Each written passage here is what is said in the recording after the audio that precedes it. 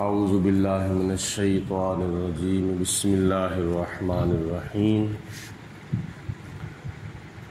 یا ایہا النبی جاہد الکفار والمنافقین واغلظ علیہم ومأواہم جہنم وبئس المصیر۔ یہ سورۃ توبہ کی آیت نمبر 73 ہے، جس میں اللہ تعالیٰ نے سب سے پہلے اپنے پیارے محبوب علیہ الصلوۃ والسلام کو بڑے سونے اور پیارے اور محبت بھرے انداز میں ایک لقب عطا فرمایا ہے، یا ایھا النبی، اے غیب کی خبریں سنانے والے میرے پیارے رسول۔ حرف ندا کے ساتھ اللہ تعالیٰ نے اپنے محبوب کو بلایا ہے، یا، جس کا اردو میں معنی ہے اے۔ ایھا النبی، میرے پیارے نبی، اور نبی کا معنی ہے خبریں دینے والا۔ کون سی خبر دینے والا؟ آنے والے وقت کی خبریں دینے والا، جانے والے وقت کی خبریں دینے والا۔ نبی کریم علیہ الصلوۃ والسلام اللہ کی عطا سے ماضی کی، حال کی اور مستقبل کی خبریں دیتے تھے، اور حضور علیہ الصلوۃ والسلام نے ایک دن صبح فجر کی نماز سے لے کر عشاء کی نماز تک سارا دن نماز کے وقفے کے ساتھ صحابہ کرام کو واعظ فرمایا، اور صحابہ کرام نے حضور علیہ السلام کا واعظ سنا۔ پھر بعد میں صحابہ کرام نے فرمایا کہ نبی پاک علیہ السلام نے یہاں تک بیان فرمایا کہ جو کچھ ہو چکا تھا اور جو کچھ ہو رہا ہے اور جو کچھ قیامت تک ہوگا، حتیٰ کہ جنتیوں کے جنت میں داخل ہونے تک اور جہنمیوں کے جہنم میں داخل ہونے تک حضور علیہ السلام نے سب کچھ بیان فرما دیا تھا۔ جس کو یاد رہا اس کو یاد رہا، جس نے بلا دیا اس نے بلا دیا۔ تو یہ لفظ نبی کا مفہوم ہے۔ اور کہیں اللہ تعالیٰ نے اپنے محبوب کو فرمایا ہے، یا ایھا الرسول، یا ایھا المزمل، یا ایھا المدثر، یاسین، طٰہٰ۔ کتنے پیارے القابات ہیں حضور علیہ الصلوۃ والسلام کے۔ آگے فرمایا، جاہد الکفار والمنافقین، اے میرے پیارے رسول، کفار کے ساتھ جہاد کرو اور منافقوں کے ساتھ جہاد کرو۔ واغلظ علیہم، اور ان کے اوپر سختی کرو۔ ومأواہم جہنم، کیونکہ ان دونوں قسم کے بدبختوں کا ٹھکانہ جہنم ہے، یعنی کفار کا ٹھکانہ بھی جہنم ہے اور منافقین کا ٹھکانہ بھی جہنم ہے۔ وبئس المصیر، اور وہ بہت ہی برا ٹھکانہ ہے۔ اس آیت مبارکہ میں اللہ تعالیٰ نے جہاد کا حکم دیا ہے، اور جہاد اسلام کا ایک چھٹا رکن ہے، جو کہ ہر وقت فرض نہیں ہوتا، کبھی کبھی فرض ہوتا ہے۔ نماز روزانہ فرض ہے، فجر، ظہر، عصر، مغرب، عشاء، جمعہ، اور زکوٰۃ سال بعد فرض ہے۔ روزے سال کے اندر ایک مہینے کے فرض ہیں۔ حج پوری زندگی میں صاحب استطاعت کے اوپر ایک مرتبہ فرض ہے۔ لیکن جہاد اس کب فرض ہوتا ہے؟ جب غیر مسلمان کے اوپر اٹیک کر دے، حملہ کر دے، تو اس وقت مسلمانوں کے اوپر جہاد فرض ہو جاتا ہے۔ تو جہاد کے ساتھ پوری دنیا کے اندر اسلام پھیلا ہے۔ سب سے پہلے جنگ بدر ہوئی، جنگ احد ہوئی، جنگ خندق ہوئی۔ اس طرح نبی پاک علیہ الصلوۃ والسلام نے ایک روایت کے مطابق 27 غزوات لڑے ہیں، اور ایک روایت کے مطابق 40 غزوات لڑے ہیں۔ اور جہاد جو ہے یہ اسلام کے پھیلنے کا ایک ذریعہ اور سبب ہے، اور اس سے دینی، دنیاوی، اخروی بڑے فوائد مسلمانوں کو حاصل ہوتے ہیں۔ اور نبی پاک علیہ السلام نے تو یہاں تک ارشاد فرمایا کہ مجھے اللہ پاک کی ذات بابرکات نے حکم دیا ہے کہ میں غیر مسلموں کے ساتھ قتال کروں، یہاں تک کہ پوری دنیا کے لوگ مسلمان ہو جائیں۔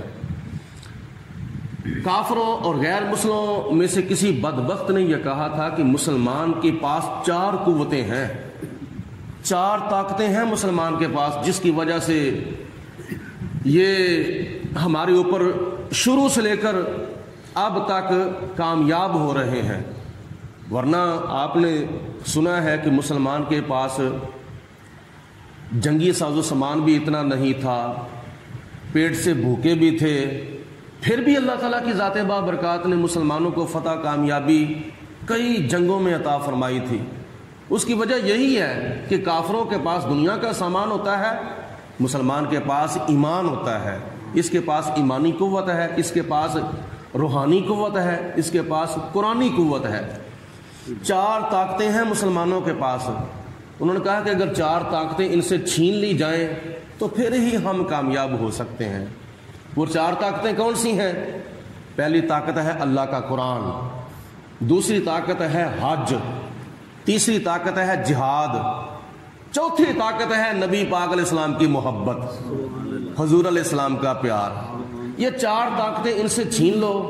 سلطان صلاح الدین ایوبی نے تو یہاں تک کہا تھا کہ جس قوم کے اندر، جس قوم کو تسخیر کرنا ہو، ناکام کرنا ہو، اس کے اندر بے حیائی، برائی، فحاشی، عیاشی پھیلا دو، تو وہ بے حیائی بھی پھیل رہی ہے اور کئی حد تک پھیل چکی ہے۔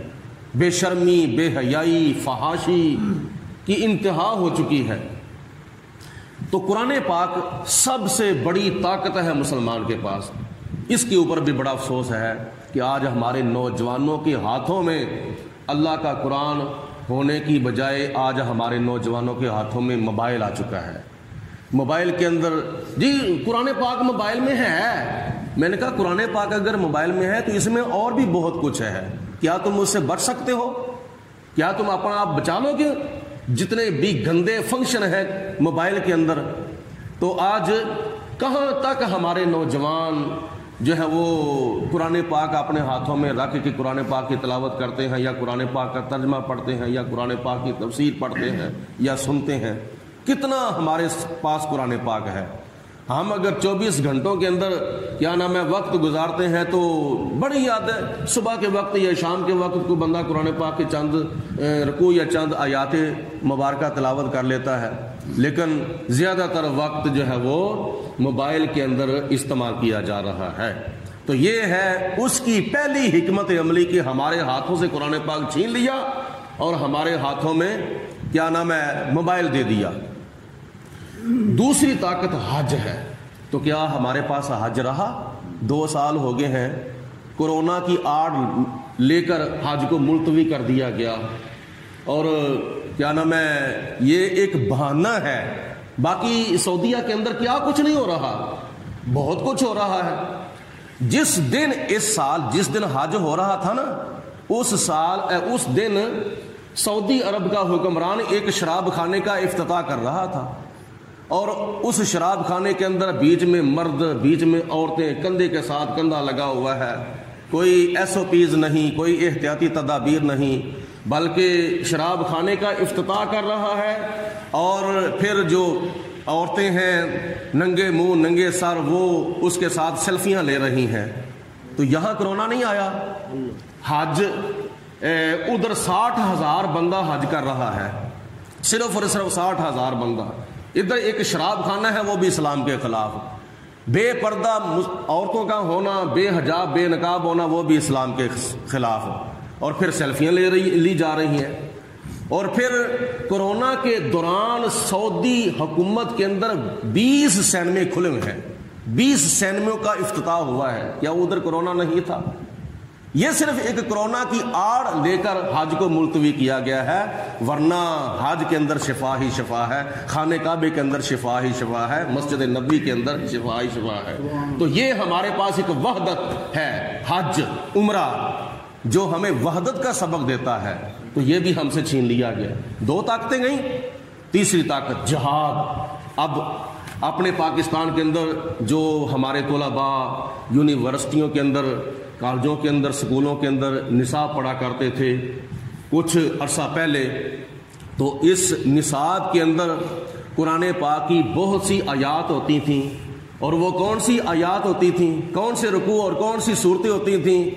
سورت بقرہ، جس کے اندر حج کا بیان ہے اور جہاد کا بیان ہے، سورت انفال پڑھائی جاتی تھی. سورت انفال آپ نے اس سے پہلی سورت پڑھی ہے, سنی ہے, جو کہ ساری کی ساری سورت تقریباً جنگ بدر کے موضوع پہ اللہ تعالیٰ کی ذات نے نازل فرمائی ہے.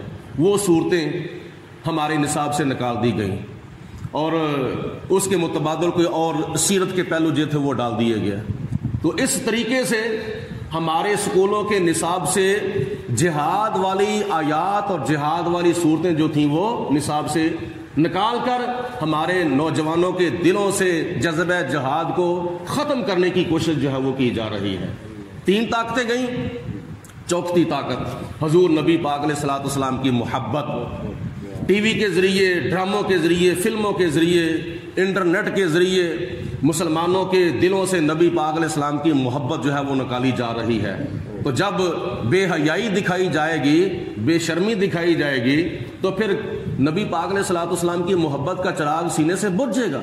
تو یہ 4 طاقتیں ہمارے پاس تھیں جو ختم کی جا رہی ہیں, جس کی وجہ سے مسلمان جو ہے وہ ذلیل اور پریشان ہو رہا ہے اور رسوا ہو رہا ہے. علامہ اقبال نے ہمیں سبق دے دیا, درس قرآن اگر ہم نے نہ بلایا ہوتا تو یہ زمانے نے زمانہ نہ دکھایا ہوتا کے ساتھ. اور تیسرے نمبر پر فرمایا وغلظ علیہم, اور ان پر سختی کریں. اب کافروں اور منافقوں دونوں کا ذکر اللہ تعالیٰ نے کیا ہے. کافروں کے ساتھ, کافر تو کیا نام ہے, کلمے کا انکار کرتا ہے, زبان سے بھی اور دل سے بھی, چٹا ننگا علل اعلان وہ کافر ہے. اس کے ساتھ حکم ہے تلوار کے ساتھ جہاد کیا جائے. اور منافق تو چونکہ ظاہری طور پر وہ کلمہ پڑھتا ہے, نماز بھی پڑھتا ہے, روزہ بھی رکھتا ہے, ظاہری طور پر, اوپر سے, اندر سے نہیں, منافقانہ طور پر وہ سب کچھ کرتا ہے. تو اس کے ساتھ جہاد کرنے کا حکم یہ ہے کہ اس کے سامنے حقانیت اسلام کے دلائل پیش کیے جائیں, ان کے ساتھ جہاد کیا جائے دلائل دے کر کہ اسلام سچا مذہب ہے, دین سچا مذہب ہے, اور مسلمان کو اندر سے اور باہر سے ایک ہونا چاہیے. ایسا نہیں کہ اندر سے کچھ ہے باہر سے کچھ ہے. مسلمان جو زبان سے کہتا ہے وہی دل سے کہتا ہے, جو دل سے کہتا ہے وہی زبان سے کہتا ہے. تو یہ منافقوں کے ساتھ جہاد کرنے کا یہ اللہ تعالیٰ نے حکم دیا کہ ان کے ساتھ جہاد ایسے کیا جائے کہ اسلام کی حقانیت کے دلائل پیش کیے جائیں. اور پھر جہاد جو ہے وہ کئی قسم کا ہے. جہاد زبان کے ساتھ بھی ہوتا ہے, جہاد قلم کے ساتھ بھی ہوتا ہے, جہاد مال کے ساتھ بھی ہوتا ہے, جہاد جان کے ساتھ بھی ہوتا ہے.